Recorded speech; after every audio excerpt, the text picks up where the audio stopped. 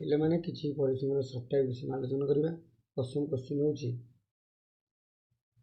ପରିସଂଖ୍ୟାନ କ'ଣ? ନା ପରିସଂଖ୍ୟାନ ପଦ୍ଧତି ଏକ ବୈଜ୍ଞାନିକ ପ୍ରଣାଳୀ ବା ଗାଣିତିକ ପଦ୍ଧତି ବୋଲି କୁହାଯାଏ। ଏହା ଦ୍ୱାରା ତଥ୍ୟ ସଂଗ୍ରହ କରାଯାଏ, ସାଂଖ୍ୟିକ ତଥ୍ୟ ସଂଗ୍ରହ କରାଯାଏ, ତାକୁ ବିଶ୍ଳେଷଣ ବ୍ୟାଖ୍ୟା କରାଯାଏ, ତାକୁ ପରିସଂଖ୍ୟାନ କୁହାଯାଏ। ଇଏ ଯଦି ଆମେ କହିବା ଷ୍ଟାଟସ୍ରୁ ଆସିଅଛି। ଏଇଠି ଗୋଟେ କ୍ୱେଶ୍ଚିନ୍ ପଡ଼ିବ, ବହୁତ ପଢ଼ିବି କ୍ୱେଶ୍ଚିନ୍ କ'ଣ? କ୍ୱେଶ୍ଚିନ୍ଟା ହେଉଛି ପରିସଂଖ୍ୟାନ ଶୈକ୍ଷିକ ପରିସଂଖ୍ୟାନ କ'ଣ? ଏଇଟା ପରୀକ୍ଷାରେ ପଡ଼େ ବାରମ୍ବାର। ଏ ଶୈକ୍ଷିକ ପରିସଂଖ୍ୟାନ କ'ଣ? ଶୈକ୍ଷିକ ପରିସଂଖ୍ୟାନ ହେଉଛି ଯେଉଁ ପରିସଂଖ୍ୟାନ ସ୍ୱାସ୍ଥ୍ୟ, ସାମାଜିକ ବିଜ୍ଞାନ, ମନୋବିଜ୍ଞାନ, ଗଣିତ ଶାସ୍ତ୍ର, ବ୍ୟବସାୟ ପରିଚାଳନା, କୃଷି, ଶିଳ୍ପ ଇତ୍ୟାଦି ବ୍ୟାପକ ଭାବରେ ଗ୍ରହଣ କରାଯାଇଛି। ଏହାକୁ ମଧ୍ୟ ଆମେ ସାମାଜିକ ବିଜ୍ଞାନ, ମନୋବିଜ୍ଞାନ, ଶିକ୍ଷା କ୍ଷେତ୍ରରେ ବ୍ୟବହାର କରି ଆସୁଛେ। ଶିକ୍ଷା ସମସ୍ୟା ଓ ଗବେଷଣା ପାଇଁ ତଥ୍ୟ ଆବଶ୍ୟକ କରୁଛି, ତାକୁ ଆମେ କହିପାରିବା ପରିସଂଖ୍ୟାନ ଶୈକ୍ଷିକ ସଂଖ୍ୟାନ। ଶୈକ୍ଷିକ ପରିସଂଖ୍ୟାନ କହିଲେ ଯେଉଁ ପରିସଂଖ୍ୟାନ ଆମେ ପାଠ ସମ୍ବନ୍ଧୀୟ ଯାହାକୁ ବ୍ୟବହାର କରିବା ଦ୍ୱାରା ଆମେ ଶିକ୍ଷା ସମ୍ବନ୍ଧୀୟ ସମସ୍ୟାର ସମାଧାନ କରିପାରୁଛେ। ତେଣୁ ଏଇଟା ଦେଖିବ। ତାପରେ ପରିସଂଖ୍ୟାନ ଯଦି ଆମେ କହିବା ପରିସଂଖ୍ୟାନ ଉତ୍ପତ୍ତି ପରିସଂଖ୍ୟାନ ଇଂରେଜି ଶବ୍ଦ ଷ୍ଟାଟିଷ୍ଟିକ୍ସ ଯଦି କହିବା, ଇଏ ଲାଟିନ୍ ଶବ୍ଦ ଷ୍ଟାଟସ୍ରୁ ଆସିଅଛି, ଯାହାର ଅର୍ଥ ଆମେ ଯଦି କହିବା ପଲିଟିକାଲ ଷ୍ଟାଟସ୍। ତେଣୁକରି ଏହି ପରିସଂଖ୍ୟାନର ଜନ୍ମଦାତା ବା ଫାଦର ହେଉଛନ୍ତି ସାର୍ ରୋଲାଣ୍ଡୋ। ଏତିକି ଜାଣିବା ଦରକାର। ଏବଂ ପରିସଂଖ୍ୟାନ କ'ଣ ପାଇଁ ଦରକାର? ନା ପରିସଂଖ୍ୟାନ ରାଷ୍ଟ୍ର ମୃତ୍ୟୁ ହାର ଆଣିବା ପାଇଁ, ଆୟ ବ୍ୟୟ ଆଣିବା ପାଇଁ, ସାକ୍ଷରତା ନିରକ୍ଷରତା ହାର ଆଣିବା ପାଇଁ, ବୁଦ୍ଧିମାନ କରିବା ପାଇଁ। ତେଣୁ ଏଇଟା ପରୀକ୍ଷାରେ ପଡ଼ିଛି, ଏଇଟା ଟିକେ ଦେଖିବ। ନେକ୍ସଟ କ୍ୱେଶ୍ଚିନ୍ କ'ଣ? ନା ନେକ୍ସଟ କ୍ୱେଶ୍ଚିନ୍ ହେଲେ ଆମର ଯେଉଁଗୁଡ଼ା ପଡ଼ିବ ଆମେ ସେଗୁଡ଼ା ଆଲୋଚନା। ପୌନଃପୁନ୍ୟ କ'ଣ? ନା ପୌନଃପୁନ୍ୟ କହିଲେ କୌଣସି ଲବ୍ଧାଙ୍ଗ, କହିଲି କୌଣସି ଲବ୍ଧାଙ୍ଗ ତାଲିକାରେ ନିର୍ଦ୍ଦିଷ୍ଟ ଲବ୍ଧାଙ୍ଗ ଯେତେ ଥର ଥାଏ ତାହାକୁ ସେହି ଲବ୍ଧାଙ୍ଗର ପୌନଃପୁନ୍ୟ କୁହାଯାଏ। ପୌନଃପୁନ୍ୟ କହିଲେ ବାରମ୍ବାରତା। ଯେଉଁ ଲବ୍ଧାଙ୍ଗ ଅଛି 8 ଅଛି, 2 ଅଛି,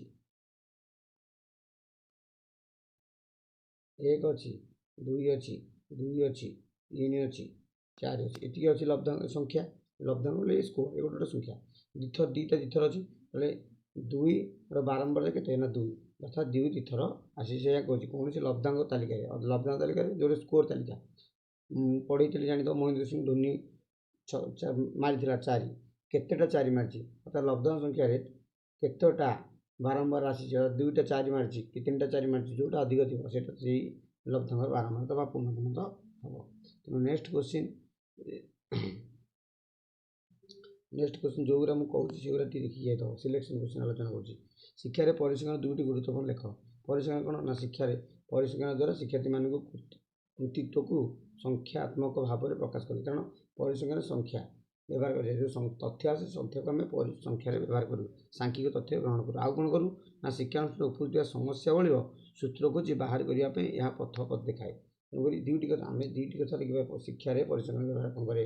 ନା ଶିକ୍ଷାରେ ପରିସଂଖ୍ୟାନ ସଂଖ୍ୟା କ'ଣ ତଥ୍ୟ ଗୁଡ଼ିକୁ ସାଂଖ୍ୟିକ ଅକ୍ଷରରେ ପ୍ରକୃତ କରେ, ଯାହାକୁ ସହଜ ସରଳ ଭାବରେ ପିଲା ବୁଝିପାରେ। ଦ୍ୱିତୀୟ ହେଉଛି ଶିକ୍ଷାନୁଷ୍ଠାନରେ ଉପୁଜୁଥିବା ସମସ୍ୟାବଳୀକୁ ସୂତ୍ର ଖୋଜି ବାହାରି କରିବାରେ ଏହା ମଧ୍ୟ କାର୍ଯ୍ୟ କରିଥାଏ। ନେକ୍ସଟ କ୍ୱେଶ୍ଚିନ୍ କ'ଣ? ନା ନେକ୍ସଟ କ୍ୱେଶ୍ଚିନ୍ ପିଲେ ଯେଉଁଗୁଡ଼ା ଗୁରୁତ୍ୱପୂର୍ଣ୍ଣ ଆମେ ଏଗୁଡ଼ା ପଢ଼ିବା। କେନ୍ଦ୍ରୀୟ ପ୍ରବଣତା ପିଲେ କେନ୍ଦ୍ରୀୟ ପ୍ରବଣତା ମାପ ହେଉଛି 3 ପ୍ରକାର। ଗୋଟେ ହେଉଛି ମାଧ୍ୟମ, ଗୋଟେ ହେଉଛି ମାଧ୍ୟମାନ, ଆଉ ଗୋଟେ ହେଉଛି ଗରିଷ୍ଠକ। ଗରିଷ୍ଠକ ଜାଣିଛ, ଯେଉଁଟା ବାରମ୍ବାର ଆସିବ। ହେଲେ ଏଇ କ୍ୱେଶ୍ଚିନ୍ଟା ପଡ଼ିଛି, ଦେଖ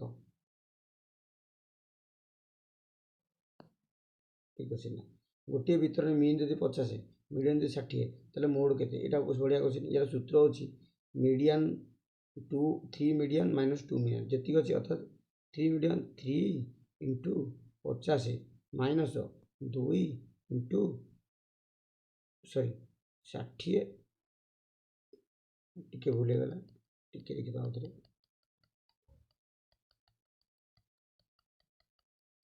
ସେ କହୁଛି କେତେ? ନା ସୂତ୍ର 3 ମିଡ଼ିଆନ୍ କେତେ? ନା 60 ଅଛି, 60 ମାଇନସ୍ କରିଦେବ 2 ମିନ୍। ମିନ୍ ଗଲେ କେତେ? ନା ମିନ୍ ଏଠି ଅଛି କେତେ? ମିନ୍ ହେଉଛି 50, ଏଇଠି ଅଛି 80 ମାଇନସ୍ ଅର୍ଥାତ୍ 80 ହେଉଛି ଗରିଷ୍ଠ। ଏଇଟା କ୍ୱେଶ୍ଚିନ୍ ପଡ଼ିଛି 100%। ଅର୍ଥାତ୍ ଏତିକି ମିନ୍ ହେଲେ ବା ଏତିକି ମାଧ୍ୟମାନ ହେଲେ, ଏତିକି ମାଧ୍ୟମ ହେଲେ ତା'ର ଗରିଷ୍ଠକ କେତେ? କ୍ୱେଶ୍ଚିନ୍ ଏଇଟା ବି ଯଦି ଆମେ କରିବା। ନେକ୍ସଟ କ୍ୱେଶ୍ଚିନ୍ ବି ଏଇଟା ପଡ଼ିଛି, ଗରିଷ୍ଠକ ନିର୍ଣ୍ଣୟ କର। ଗରିଷ୍ଠକ ଆମେ ନିର୍ଣ୍ଣୟ କରି ଗରିଷ୍ଠକ ଆଉ ଗୋଟେ ସୂତ୍ର ହେଉଛି କ'ଣ ଯେହେତୁ ଆମେ ଜାଣିପାରିବା ଗରିଷ୍ଠକ ଯଦି ଆମେ କହିବା ନିର୍ଣ୍ଣୟ କ'ଣ କରିବା ନା ସବୁଜ ସଂଖ୍ୟା ଏକାଠି ଲେଖିବା ଯେଉଁଟା ଅଧିକ ଥିବ ସେଇଟା ହେଉଛି ଗରିଷ୍ଠକ। ଦେଖ ଏଇଟା ଅଛି 15, 14, 8